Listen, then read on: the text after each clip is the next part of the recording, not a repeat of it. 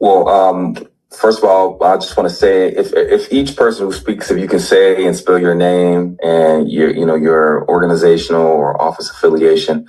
So my name is Jordan Geiger. It's JordenGiger,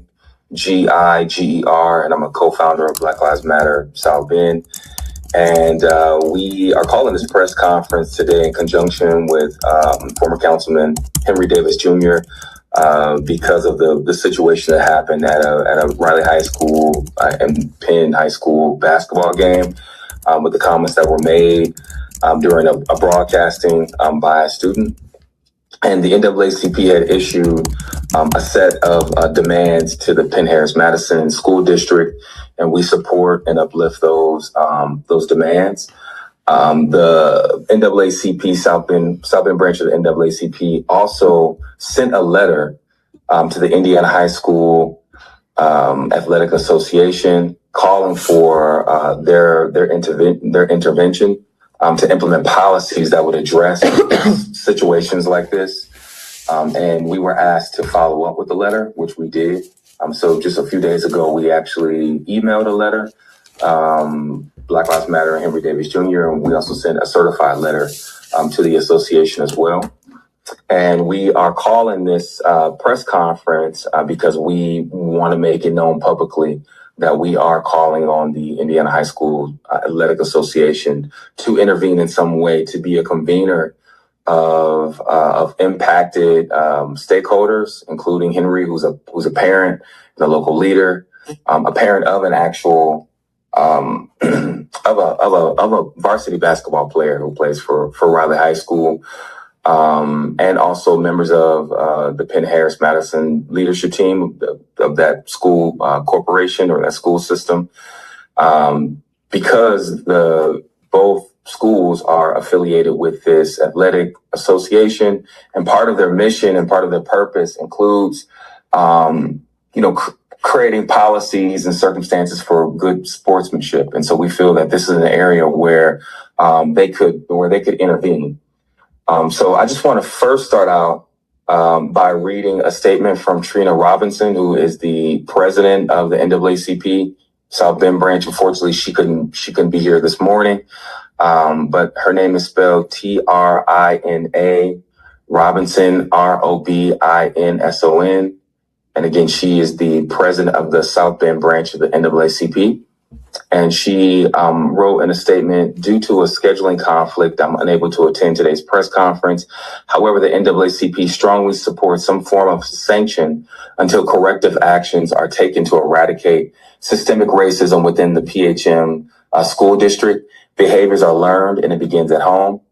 While PHM may not be able to control those behaviors, they can establish standards that such behaviors will not be tolerated. And so that is her statement. And I also want to read their letter, if that's okay. And the letter reads, and this letter was issued on March 23rd of this year. And it says, "Dear Commissioner and members of the Board of Control, the NAACP writes to formally request a review and corrective action regarding conduct that occurred during an Indiana High School's Athletic Association sectional basketball contest on March 6, 2026, between Riley High School and Penn High School. During this contest, a student-operated live stream affiliated with Penn High School captured conduct that is inconsistent with the standards of sportsmanship, character, and student behavior required at IHSAA-sponsored events. The broadcast documents a Black Riley High School student at the free throw line while a Penn High School student spectator is heard make..."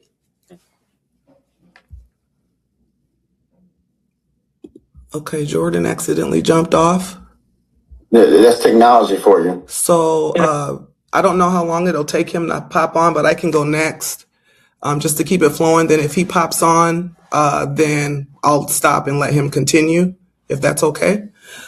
So good morning and thank you everyone for taking the time to listen to us today. My name is Tiana Baptiste Waddell.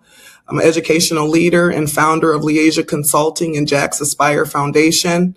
My work is rooted in one mission: expanding access to opportunity through equitable and inclusive practices.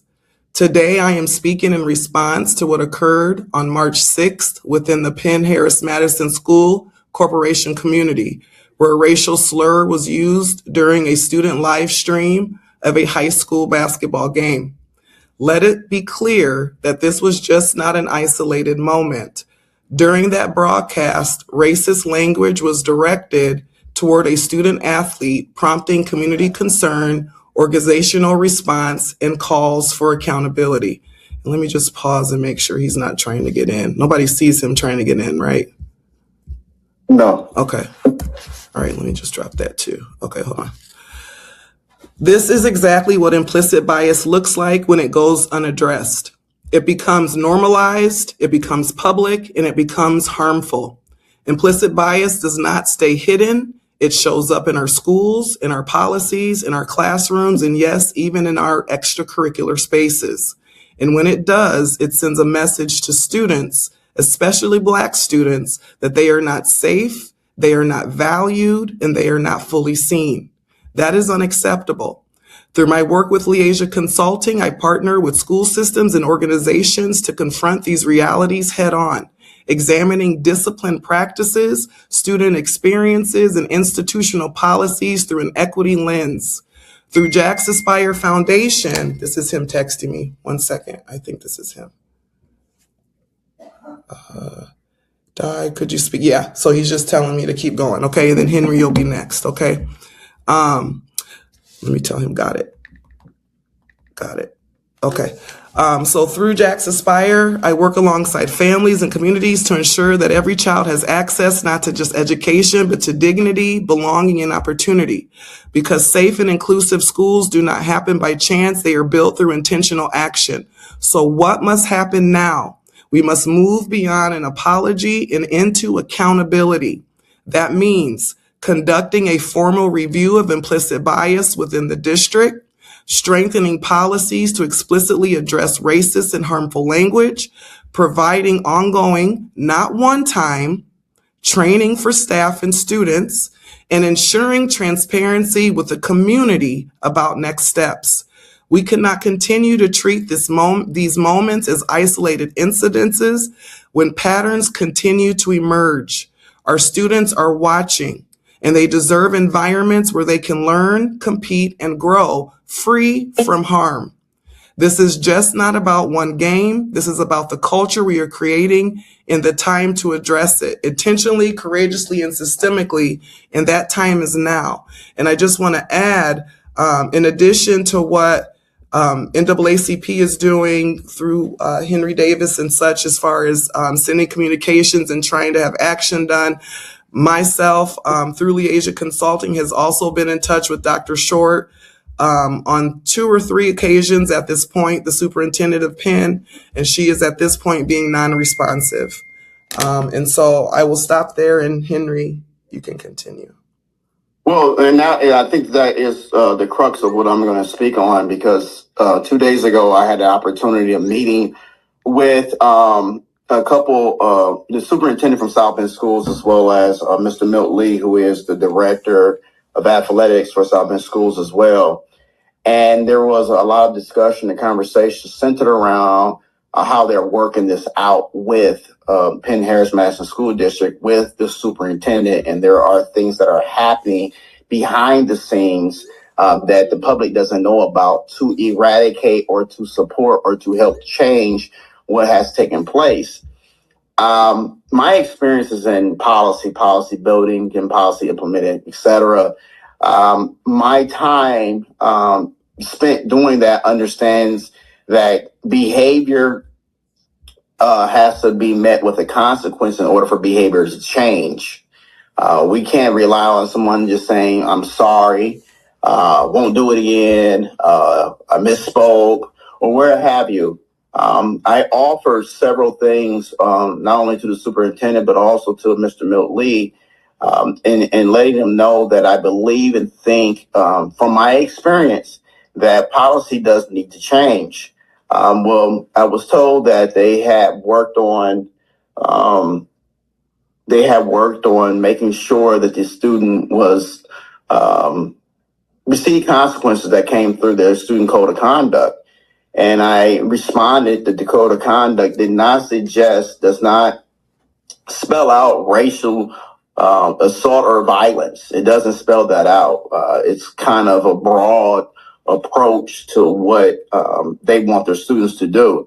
Well, I offer that bit of information, that bit of solution, because I understand that if the policy does not suggest that you can or can't do it, then there's no way possible that the governing forces, the leadership, could even call anyone out on it. So I need it to say racial, right? I needed to say that you cannot commit racial attacks or assaults against your fellow man. Then I also responded on a higher level, because I have nothing to do with Parent Henry Madison. You understand? I'm not a parent out there. My son doesn't go to school there. I'm not, I don't live in that area. However, since we are interfacing, since we are competing against each other, there needs to be a line drawn. And so I offered to Mr. Milt Lee, because he does work with the NIC forces leadership, that there should also be a policy passed with the NIC to support the same thing that needs to happen over at Penn. I believe if that happens, then we can get to a higher ground and we can get to a higher level of accountability. Right now, we're not there. We are just saying we're sorry. When you offend an entire demographic or entire city of people because one child said one thing, that doesn't sit well with me. That child felt like he was in order. He felt like that he had the ability to. And I'm being completely honest with you, he was very comfortable in what he was saying. So this is obviously the conversation amongst him and his peers. And also, he is a child. So the child has to be taught better than what he's been taught. So I'm not necessarily like really angry, never was angry at the child. I am unhappy and disappointed in the environment in which the child has grown up in, and the environment that has allowed the child to realize and think that this is okay. Never would have crossed that line on my end, but again, we're not talking about me. We have to provide consequences. So I am asking for policy changes at the NIC level, and I'm also asking for policy changes at Penn Harris Madison School District. It has to spell it out. We cannot just say we're sorry, we're going to correct it. And I'm unhappy, I'm disappointed that the superintendent feels like at Penn Harris Madison, she feels like that she doesn't have to respond. You have to respond. You have to respond. And the reason why you have to respond is because you're a community servant. Right. You are getting paid through taxpayer dollars, citizen dollars. Right. You have to respond. Although this is maybe one of the most uncomfortable times that you have participated in such a tumultuous way, you have to respond. Your silence almost seems like you're complicit in what has taken place. I was just going to add to something that Henry pointed out, which was the policy piece. A year ago this time, I actually LeAja Consulting presented a plan of action to South Bend schools in which they were encouraged and recommended to develop a set of policies that not only, for one, supported their most vulnerable student, which is the Black child, but also to impact all children. But, the responsiveness behind actually putting in the efforts to change the system and culture, it's not happening from the people in power. And so I just wanted to add that I actually did present a plan of action to South Bend schools. I know we're talking about Penn, but it's also, like Henry is pointing out, it's the duty of all these people in power to ensure that all of our students are safe. And so this was brought to South Bend schools leadership, board members, and Superintendent Eade, April of 2025, a plan of action to implement board policies specifically for Black children. And it's a year later and nothing is being done. So I just want to... You would almost believe that they're complicit in this as well. And I'm going to say this in reference to it's a parallel discussion. You have a school corporation that's over 60% Black, African American. you would think that the leadership of the South Bend School Corporation will be a lot more sensitive to what has happened and what's going on. Not only because of the racial slur, but also because of the insurmountable things that many of these children face on a day-to-day basis. You're talking about under-resourced schools. You're talking about under-resourced neighborhoods. You're talking about poverty level higher than the national average. You're talking about all of these things that impact Black kids, Black students. And on top of that, the school corporation is hemorrhaging when it comes to attendance with any child, but in particular Black children. And so you would think South Bend schools would show more of a leadership role in correcting and engaging, and then also working with the community at large to help put things in place that will stop these things from happening in the future. And if they do, again, there's a consequence. There has to be a consequence. The reason why the boycott was asked for is because monetarily and historically, boycotts have done great for us because it brings in a consequence. It shows a consequence. So if you do something wrong, you have to pay for it. And so if we are in the day and age of transactional relationships that are used when we use money to do these things, then we'll do it again, and we should do it again. This is a lot easier for me as a parent, for me as a legislator, as a past elected official. This is really easy. We can change the way that this looks and the way that it behaves, but for whatever reason, our leadership on both sides are wanting this to either go away or wanting to keep it quiet. And I have a problem with that. I have a really big problem with that. Racial assault, racism cannot continue to be, we can't be okay with it, right? It can't be normalized, and it has been normalized in our society. And we keep getting there, and each time we get there, oh, it's not that bad. Or the other side is that why are you guys still talking about it? We said we punished the child. It's over with. No, it's not over with.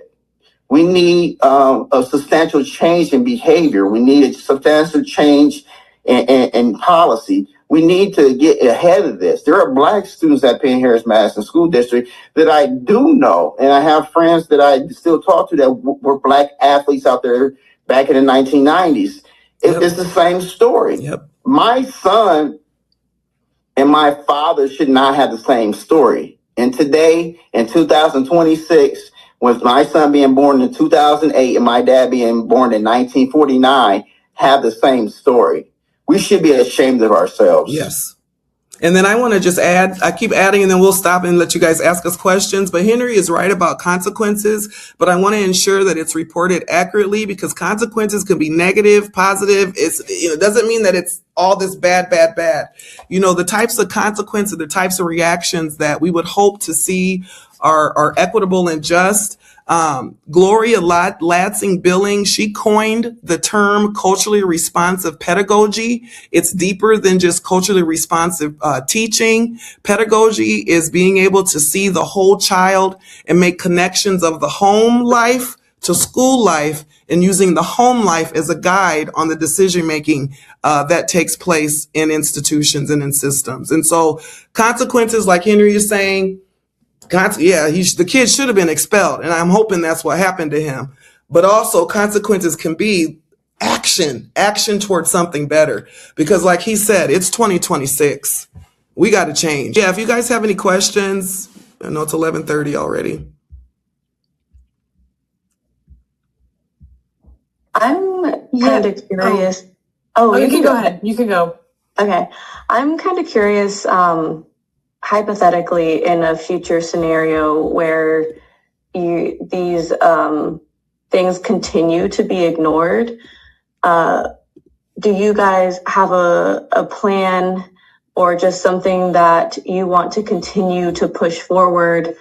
Because I know that, as you guys said, it's been kind of difficult to get in contact and have the conversations with the people that you want to have the conversations with, because they're not being super available. So what's the plan if they continue to be silent about these kinds of things? Well, isn't that the stain that we're talking about? How are your elected officials, your servant leaders, the people that are paid with taxpayer dollars, are choosing not to be available? That's actually the story.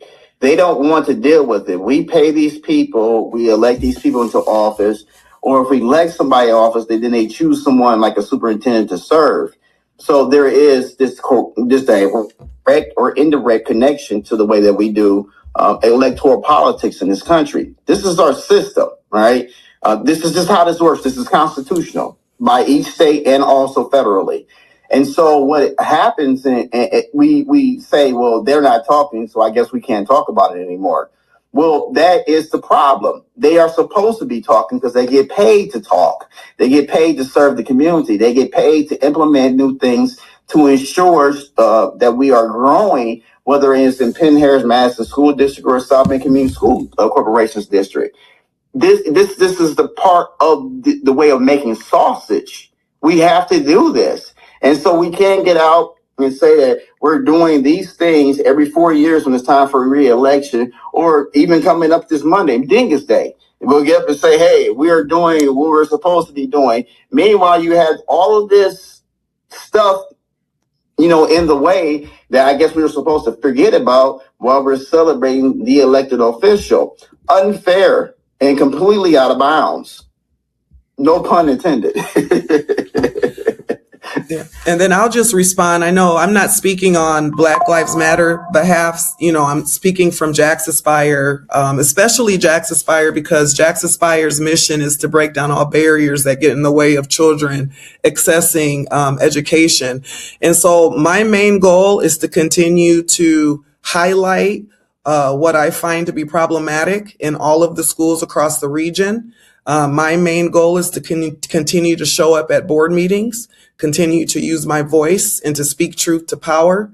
I know that through my work in the last 2 years with this campaigning that I've done, more parents are more aware, more community people are aware of what's happening, and more voices are being heard. At some point, it's going to tip. The time is now. And they have the power to start now and be a part of the change and be in front of it, or they can continue to be behind. But the time is now. And so Jax Aspire will continue, like I said, to highlight all what I call quote unquote corruption across this entire region, because it's not only Penn, it's not only Elkhart, it's not only South Bend schools. It is a national problem, but somebody's got to step up, and they got to stop using that as an excuse, because the work can be done. I was a building principal and I've done the work myself. I had a great year where we dismantled disparities at Marshall Intermediate Center. You can go back and look at my data. 2014 to 2018, I dismantled disparities. But me and my staff, we took this work head on and we did the work, and it paid off. You had to be intentional about it. Had to be intentional. Henry Davis saw me do that work. He was one of my encouragers. Yeah, you have to be intentional. So that's what I plan to do. Again, I'm speaking from Jax Aspire. I'm a consultant as well. If people need the work done, I'm here to help. I told Dr. Short that she's not responsive. She's not being responsive. So that's what I plan to do. Anybody else have a question? Yes. Yeah, Tiana, following up on what you just said, but along with Henry Davis as well, you guys really talked about policy changes and how that's needed and having consequences for behavior to be able to change behavior, right? Can you talk about what kind of policy changes you do want to see? Yeah, and actually I meant to mention that as well. Another thing that I've done is started to reach out to the legislators across the state of Indiana as well, because the first and foremost thing that I expect them to follow is the executive order. That's a federal executive order that calls on school districts to implement common sense discipline, which means no discipline based on race. No disciplining based on race. So right now we have disparities based on race, and we have an executive order coming from the White House that says common sense discipline should be in place. And if you're doing it by race, you better stop. And we're not doing that. So the first policy I would like to see is a policy that says that we need to be collecting our data by demographics, because there's schools in this region that are not doing that. They're not even monitoring their data to see if they're racist or not. So that's the first thing I want to see. Career Network Academy, I just pulled their FOIA data. They're not even looking at their data by race. So who knows what they're really doing? So the first policy requires school districts to look at your data by race. I'm just going to stop there because I'm not going to put it on the kids. And that's the narrative that people keep doing. It's not the children's responsibility. It's the adults. We need to do a better job. So I'm just going to, that's the first thing I want to see is all school districts even track their systems. They're not even tracking their data. Henry, what about you? Well, the policy changes that I've talked about, I'm going to say this again. There has to be a change of policy with the NIC when it comes to athletics. And there has to be a change of policy at Penn Harris Madison when it comes to, racial discrimination, racial assault, or just language. It has to be spelled out within your policy. If your policy doesn't spell it out, then it really doesn't exist. And so we don't see that type of language in anyone's policy that we've been talking about up to a current day. I'm going to say something else. I did go to a Penn and Raleigh high school basketball game. I go to all the Raleigh high school basketball games. And so while I'm sitting in the bleachers at Penn High School, I hear the N-word used repeatedly like it was a game. So I turned around because I didn't know what was going on behind me. So I turned around and you have like 3 white kids talking to a black kid that way. And it almost looked like, it sounded like that everybody was cool with it until I turned around. And then after I turned around and turned back around, guess what? Everyone vanishes. So obviously we know that, we're not supposed to be talking like this. But this is the conversation that these children are having, obviously at the school, because that's where I was at. It just doesn't have to be the basketball competition that was taking place. So it's again, being normalized. If I'm hearing it just as a visitor, clearly it's going on an everyday basis there at the school. There needs to be a consequence applied to it. It makes everyone unsafe, right? It really does. And what I really am going to say, and this is the last thing I'm going to say about this, when these things happen to the Jewish community or the LGBTQ plus community, there is an immediate response, right, from society. You can't do this. Jaden Ivey just ended up in some hot water, right? He was released from the Bulls. This is headline news. But somehow, some way, you can say N-word, N-word, N-word, N-word, and, we just need an apology from you. It has to be straight across the board. The consequences have to be the same for each group, right? It can't be, well, you can say that, but you can't say this. I mean, come on now. And then I actually pulled up my list, Emma, for you, the one that I presented to South Bend schools last year. You triggered my memory. I'd fight so many fights. I forgot that I put this together. But this is what I told South Bend schools, and this can go for any school districts. First one, prohibit school-based police officers. If you look at the data, SROs are not good for Black children in schools. They balloon the school-to-prison pipeline.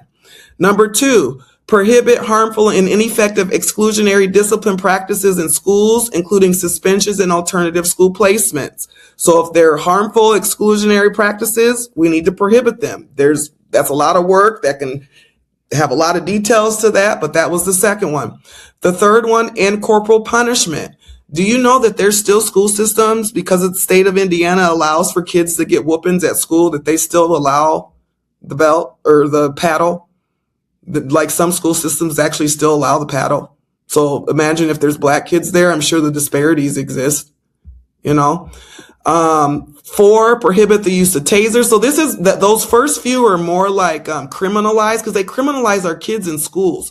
And then 5, meet the recommended student to health professional ratios. We don't have enough nurses. We don't have enough counselors. We are experiencing what's called a theory post-traumatic slave syndrome, where it's in our blood, the trauma that has happened to people that are foundational to these lands. So we need every mental health resource available in our schools. Schools are communities. Schools are hubs of resources. And there's schools that don't have counselors, nurses. They share nurses across 5 or 6 buildings. Prohibit discrimination and punishment for dress code. Hairstyle, Jordan's back. Hairstyle. I could send you this list, but there's 11 or 12 different policies that I suggested to South Bend schools, and this could be suggested to anyone across the region. And then another one that I just want to point out, increase funding for teacher training programs. We don't even have certified teachers teaching our kids. Navarre is a perfect example. That was just reported this week. They have 4 teachers out of 35 that are certified teachers teaching at Navarre. And you talk about a national literacy crisis. So those are just a few that I presented to South Bend schools, but that could be presented anywhere. And then Jordan, are you back? I think Jordan's back. Yeah, I'm back somewhere. Okay. Sorry, it's okay. Phone, my charge is not working. I didn't know if you want to finish your letter or how much time people have. But you were right. I think you were in the middle of the letter to the IHSAA. Yeah, my bad. Let me, I can continue with that, but I think it's better if I just email it out to everyone. Okay. I'm sorry, because my phone might die. Okay, that works. I don't know if there's any more questions. I have 2 more, if that's all right. We talked a lot about consequences and this being something that goes beyond just consequences on the students. What are some things that you want to see parents doing to ensure that things like this don't happen again? Because you can only really do so much, because a lot of it, as you said, starts at home. I think Henry said that. But I'll go first. No, I didn't say anything about it starts at home. Okay. I want to concentrate on our Jesus, I can't even call the word now, but let's just say our schools, right? Our organizations. The controls is within. I can't go into someone else's home and tell them what to do. Just like no one can come to my home and tell them to do. So I don't want to talk about it starts at home, right? It could start at home, right? Or it could be cured at home, right? It could be all those things. My issue is that these are taxpayer dollars that are managed federally and statewide. And we're not supposed to have anything like this going on with those tax dollars. Okay? That's policy, right? That's the law. And so when these things do happen in these public spaces, then there needs to be a consequence. And the consequence can't be, I'm sorry, I'm going to write a paper. The host organization or the home organization has to receive a penalty as well, right? You can't say that I called the young man's mother and we apologize to her. Well, you offended the entire community and also the team itself. You didn't call everyone on the team. That's their teammate. They heard it too. Right.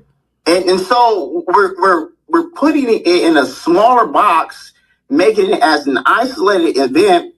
And it's not that. Not when everybody in the world heard it, right? Not when you have national publications talking about it every single day, right? So we're on Front Street.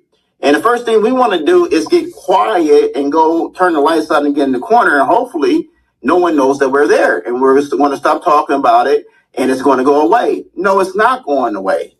Again, policy changes happen to actually protect people. They don't happen to hurt and harm people. And so we need policy changes at the NIC level, as well as Penn Harris Madison School District, to ensure that this doesn't happen again. And if it does, is met with real consequences. And then I'm going to add, and then I'll be done. But the one thing that parents have control over is their own power. And Henry Davis is doing a great example of the power that parents hold. And that is their voice. That is their ability to come and take action, to hold those people in the power positions accountable, because we continue to allow this narrative to live that the parents are the responsibility of all this crap that's going on in our institutions of schools. But when you look at the actual data that impacts achievement and success of schools, the power is actually in the educators. The first top 3 things that impact achievement and impact success of schools are collective teacher beliefs about their power, their own power to change what's going on in their classroom and what's going on in their school and what's going on in that district. The second thing that's most influential of achievement is high expectations. So you got the top 2 things, belief and expectations. And both of those things are influenced by what? Bias. And if we don't address racial bias, then when it comes to believing in that black child and holding that black child accountable, or even holding the white child or the whoever, whoever, it's all about belief and expectation, and the power belongs in the educator. So the only thing that I would encourage parents to do as an advocate for parents and children is to hold the people in these money seats that Henry Davis is speaking to accountable to doing what's right by all people. So that's my response. We are not going to blame parents and children. I don't do that. Now, Kat and Jordan. I'm sorry, I'm done. I just want to say something really quick. I'm sorry. I want to let everyone know that I did put the link to the NAACP letter to the Indiana High School Athletic Association in the chat. So you should be able to view that. It's in a Google Drive. I also wanted to kind of like to piggyback on what Tiana and Henry are saying, is that like really this is a systemic issue. And let's be clear that it's been very well documented over the last several years. I know many of you reporters are very new, right? And we've been around for a long time organizing. But there's been a culture war in the Penn-Harris-Madison School District for years now, where teachers who are anti-racist, teachers who participate in activities that are promote, anti-racism, that promote that are pro Black Lives Matter, they have been targeted in the school corporation. And I believe that I believe that this student feel comfortable enough to say this on a live broadcast because that's the culture of this school corporation. We live in this area. We have family members. We have friends who are people of color, who are Black, who've gone to Penn-Harris-Madison School District and have experienced racism. People have come out online. Former students have commented in the comments section on social media posts of news articles detailing some of their experiences of racism in the school, in the classrooms, and just in general in the school system. And so it's really important that the Penn-Harris-Madison School District look at creating a committee that would investigate, implicit bias in the school system, because this is not an issue that is limited to one student. There is a culture there. And if you can just simply Google and look and see all of the articles that have come out specifically from right-wing outlets that have targeted teachers in the school corporation who are pro-Black Lives Matter, who are pro-equality, who are pro, LGBTQ issues. And so we think that this is a long-standing issue that has, persisted in the corporation for far too long, and there needs to be some kind of systemic change. And so if the school corporation itself will not address this, then South Bend Schools needs to step up and say, hey, we need some systemic change here, and also the Indiana High School Athletic Association, because it is not. I just think that it's really improper for us to just accept only an apology, right? For one student, when a whole community and a whole team was impacted by the words of this student. And I will also say even impacted by the lack of response from the leadership of the Penn Harris Madison School District. I even got attacked. I have a lawsuit that stems from it. Kat, do you want to speak? Kat, are you there? Okay, I don't know if there's any more questions.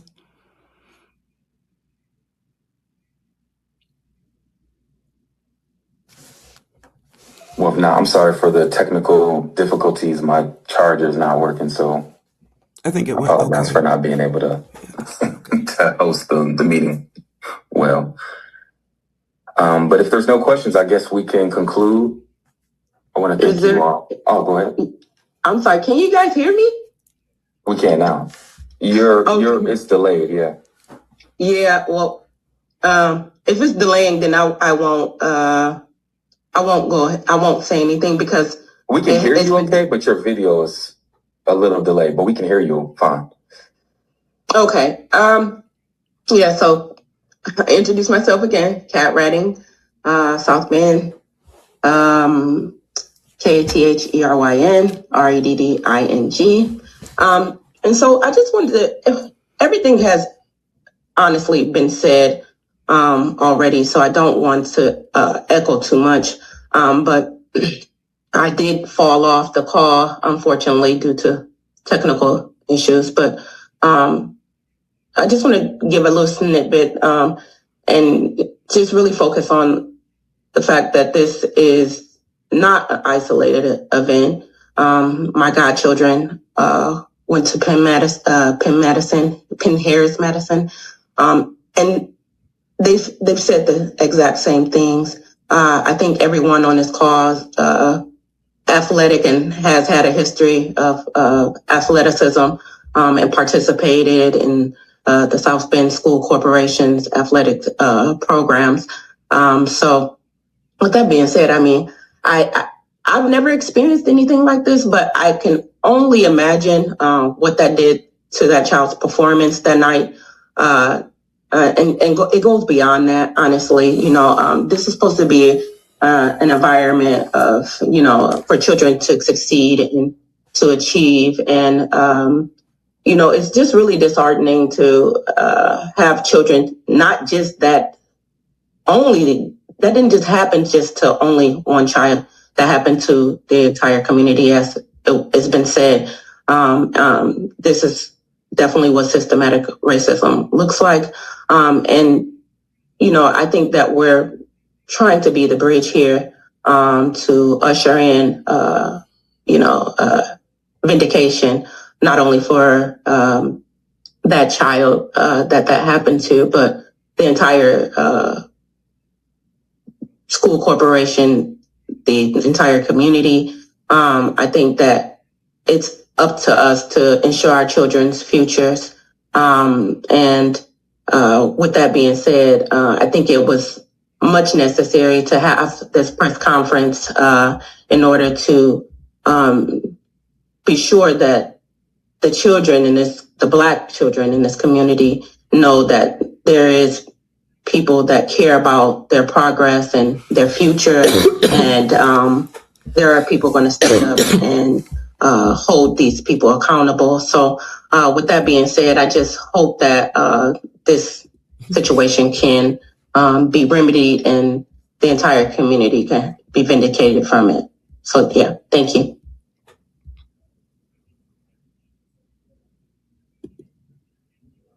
I think that's it. All right. Well, thank y'all so much. Please enjoy your day. Thank you. Thank you. Have a good one. Thank you. Thank you.